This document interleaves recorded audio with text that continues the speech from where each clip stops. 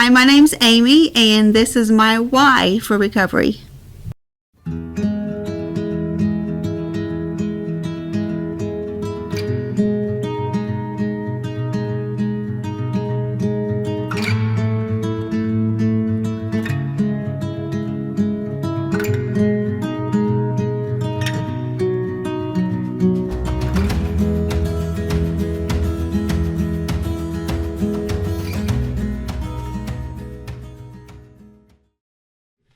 Hey, what's up, everybody? Cletus T. Judd, Kathy Ross, back with another edition of Lawrence County's My Road to Recovery, and we have a special guest today that I'm going to let Kat take it away. But what a pleasant woman to talk to. Thank you. And tell your daughter I said hey. I will. Thank you. Got to get a selfie for her. Yes.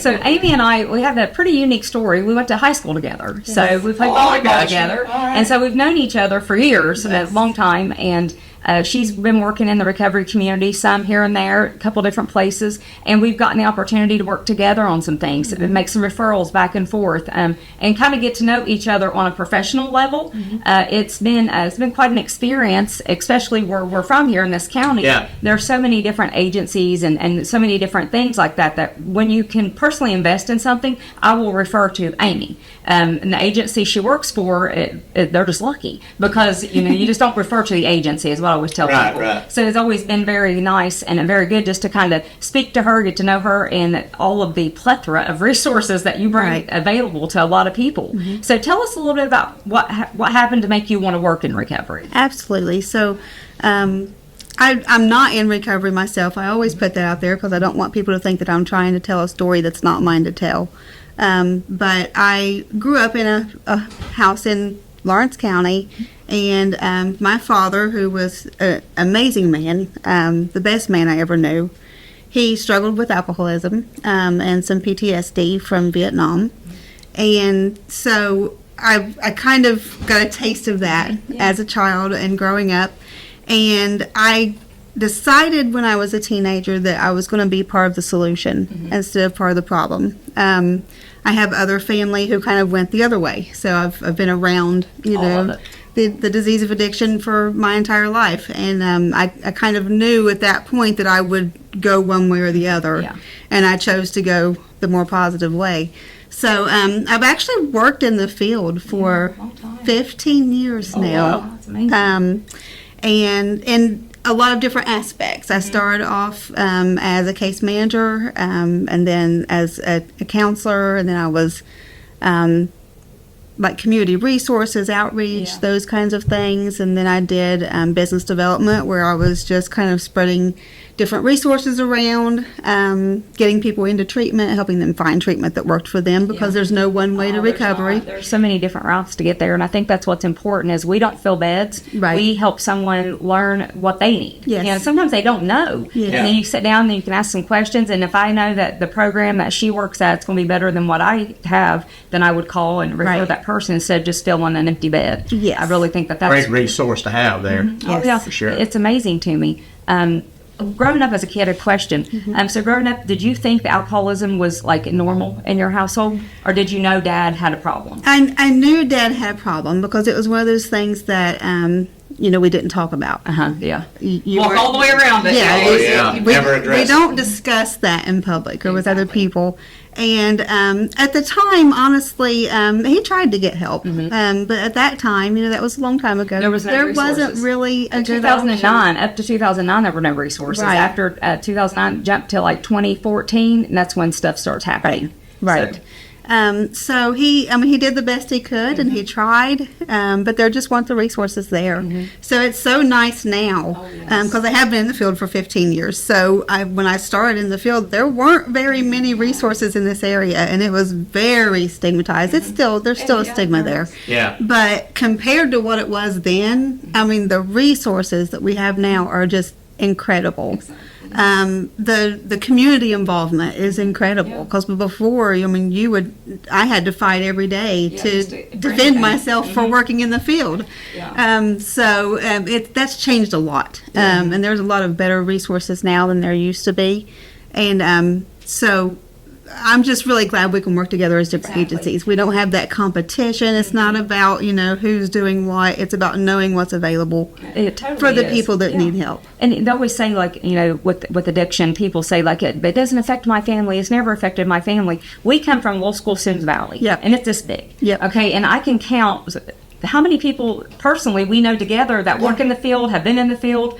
There's 2 other sisters that own another agency, Bethesda, Mary Ellen and Becky. Yep. And it's just amazing to me that our little school was able to kind of dish out a lot of help and resources to a Yes. community. Then you look back on those little communities and how many people we've lost to substance Tons. use. I mean, I can't even count. Like, you just lose Yeah. count on it. Yeah. It's very sad to me. So, what's the best population for you to work with? Who do you like working with the most? Honestly, and at this point in my career, it's more business development, outreach, those kinds of things. Management. I'm the site manager now for the counseling center in Lawrence County. And I get to see our clients on a daily basis. I get to check in with them. But I'm also out doing, this aspect of other things that I like to do too. So that's kind of where I like to be right now. We do have a transitional living for men and outpatient services. And one thing that I'm really excited about is I think there is a huge lack of services for our youth.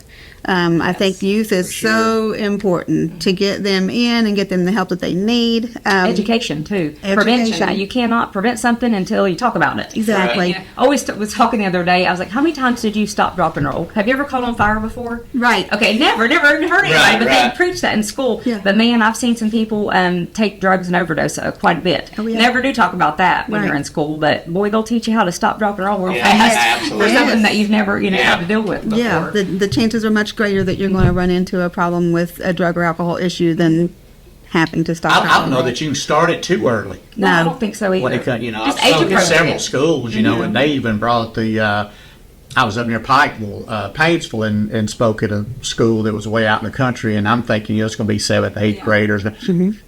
They brought them in, 1st grade, 2nd grade. Now, of course, the younger ones didn't have a grasp. Right. There's no way that you can, no fault of their own. But I don't think you can start too early nowadays. That's the only way you can prevent it. Exactly. Is to have them never do it. I've always said there is a way to prevent addiction. That's never Yes. doing it to start with. Yeah. Then you never become an addict. One, just to know, like my son, he's got a 50% chance of becoming an addict because I was. But if we hadn't opened up the door to educate him, he would have never known that. So now I feel like he knows a little more than even I did growing up. I had several alcoholic uncles in my family. Never thought that they were alcoholics, though. That was just the norm. I mean, and they never acted drunk. They could drink and drink all day, and you'd never even know they'd been drinking. So for me, that was very normal. Yeah. And when I come home from rehab, I'm like, oh the whole family needs to go to rehab. Oh, right. I'm like, y'all got to go. But My dad was the same way. I mean, he just drank all the time. Yeah. Hell, it was never no downtime. No. He was a functioning alcoholic. He'd go to work, like you down in Georgia, but every day. I mean, it just never stopped, and there was never no talk about it. I never heard my dad say, "Yeah, I gotta get some help. yeah, I gotta get some this is help." getting out of hand. Yeah, he finally went to treatment down at a place called Milledgeville in Milledgeville, Georgia. I was probably, I can't remember, 10 or 12 years old. I've told you before. And he sent me a letter home that said, "Man, I'm so sorry. I'll never do this again. I'm down here getting help." And I was just, it wasn't sad at that point. I was ecstatic that I was maybe going to get a little normalcy out of my dad, and I'll never forget. I can feel it in my belly right now, coming into my grandfather's house where I live. Dad had been home a couple of days and opening up that refrigerator and seeing those Miller Lite bottles in the refrigerator. Yeah, I'm 60 years old. I was 10 or 11 or 12 then. I can still feel that pain. That gut And that punch, 'cause you disappointment, know- it'll never leave. Yeah, The no. disappointment. And I've been so fortunate and never, my daughter's never seen that, thank God. But yeah, it was just normal back then. I grew up thinking, hell, I'm just waiting my turn while I'm old enough to do it, Totally. And I think that's one thing when we can get ahead of the stigma and the education with prevention. I think we'll see a lot of change happening just in our small little community. It's been great too to see what we get back from law enforcement. Like we have such an amazing set of probation officers, judges in this area that they help us. I mean, they're a vast resource of themselves. Yeah. What's a resource that you think that our community needs they need that we don't have? What's something you think that we could really use? Jobs. Yeah. I think one of the hardest things for people who are in recovery as they come out of treatment or jail or wherever they're coming from. Yeah. And places won't hire them because either they do a hair follicle test and that hair follicle test shows from months before. ago. Yeah. Or they have a felony. And that makes it very difficult for them to find gainful employment, especially in this area. How do we combat that though? How do you combat that with an employer that you could go and say, hey, Yeah. we get it, we understand, because from an employer standpoint, they don't know, they don't know what we know, and how many great people there is. So I wonder, as a team sitting there, how do you beat that stigma to help these people get those jobs? And I don't know if I guess there isn't an answer off the top of our heads, but that's tough when you feel like you have nowhere to go, and then you go to these employers, go, give them a chance, and then sometimes it works, Sometimes it sometimes don't. it don't. Exactly. Yeah. That's what gets us. It's a sad situation to be That's put hard. in. That's hard. I wish too, we have such rural environments here too. If they don't have a driver's license and a car, Yeah. it's not like we can just catch the city bus. Oh, yeah. Or, or No anything like that. Like transportation, you can't there's walk. nothing like that here. And that's another one. It's a huge barrier. We just don't Transportation is have that. huge. So but I love the fact that you are now working in Lawrence County, because you've worked outside the county before too. have. And then now that you're here, like working inside the county, tell us a little bit about what you do. What was offered at the location you work at? So I am with the Counseling Center, and the Counseling Center is celebrating their 45th year in service this year. It's good stuff. So they've been around for a long time. We have tons of services in the Portsmouth area. Any kind of addiction treatment service you can think of is offered there. But my facility in Lawrence County is in Ironton. We are sober living for men, transitional living. And we also, though, offer outpatient services. So we can do outpatient addiction treatment services, MAT services. We can also do outpatient mental health services. They don't have to be in addiction to get those services. It can be solely mental health. And we also do youth services on an outpatient basis there.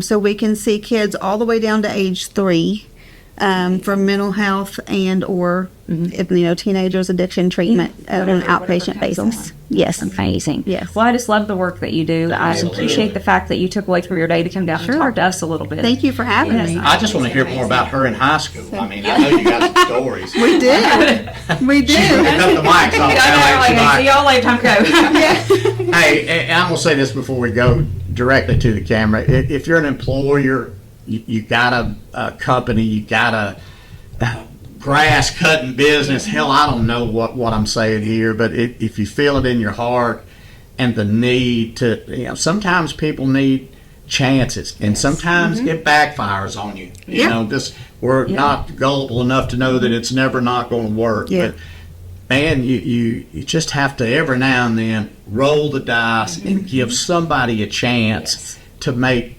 good, because sometimes an important job will make a person feel important. Right. And a lot of times these addicts, man, they've been through so much hell and torture. I know, going bring it self-induced, they get heard it all. But there's also a side of them that feel a sense of loyalty to a person. I mean, I've heard so many people that would take a small bullet to the chest for that woman sitting at the end of this Absolutely. table. I mean, more than I can count. And that's loyalty. Yeah. And if you, it's going to backfire. I mean, we can't say it's Yeah, it's not. exactly. But if you're an employer, reach out to us, reach out to Kat, reach out to somebody. We're easy to find, and give these people a chance that we can. And don't ever regret doing it. That's the thing. You can't do it. You just have to with thinking, well, this is probably going to be a disaster. Yeah, it's not going to work out. Yeah, going in with that attitude. Then it's not. Yeah, absolutely not. It's not that way all the time. So thank you so much. Thank you. Thank you for your help. Thank you. You have a great day. Galax. See you. Bye. If you find yourself in a situation like any of the people that we have on the podcast, please know that you do not have to continue living this way. There are people out there that care. There are people out there that will provide transportation. You can medically detox. You don't have to be sick, and you don't have to hide in the shame and the remorse anymore. There are people that will honestly help you, love you, until you can love yourself again. please reach out Facebook, our phone numbers. You don't necessarily have to come to Lawrence County Recovery, but we will provide you with linkage to any resource that you need.